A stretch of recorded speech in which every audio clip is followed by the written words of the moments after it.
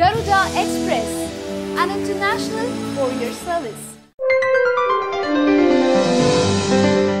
అనుకున్నంత పని అయింది. ఆధార్ కార్డుల వ్యక్తిగత వివరాలు మొత్తం లీక్ అయ్యాయి. వివరాలు భద్రం అన్న కేంద్రం మాటలు ఉత్తదే అని తేలిపోయాయి. అసలు ప్రభుత్వాలకు సంబంధించిన కొన్ని కీలక వెబ్సైట్లలోనే ఈ లీక్లు జరగడం షాక్కి గురిచేస్తోంది. సాక్షాత్తు ప్రభుత్వ వెబ్సైట్లకే రక్షణ కరువై డేటా లీక్ అయితే భవిష్యత్తులో మరిన్ని ఆర్థిక నేరాలు జరుగుతాయని ప్రజలు ఆందోళన వ్యక్తం చేస్తున్నారు.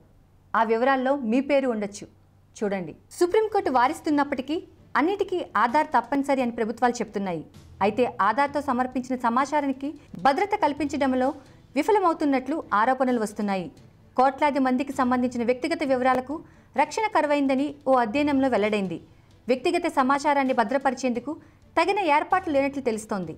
దీనివల్ల గుర్తింపు వివరాలు దొంగతనానికి గురై తద్వారా ఆర్థిక మోసం జరిగే అవకాశాలు ఉన్నట్లు ఆందోళన వ్యక్తమవుతోంది. ప్రభుత్వాలకు సంబంధించిన 4 కీలక వెబ్సైట్లలో ఇటువంటి పరిస్థితులు ఉండటం దారుణం.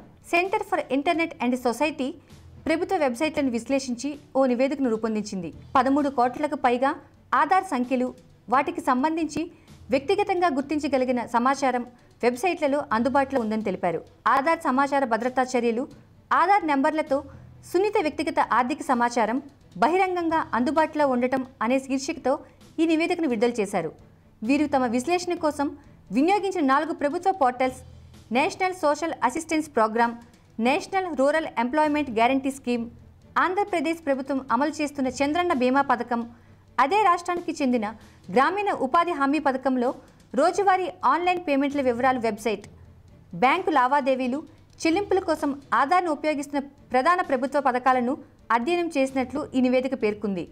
సున్నితమైన వ్యక్తిగత సమాచారం ఈ పోర్టల్స్లో బహిరంగంగా అందుబాటులో ఉన్నట్లు గుర్తించినట్లు వివరించింది. ఈ వెబ్సైట్ల ద్వారా లీక్ అయిన ఆధార్ నెంబర్లు 13 కోట్లు ఉండవచ్చునని పేర్కొంది.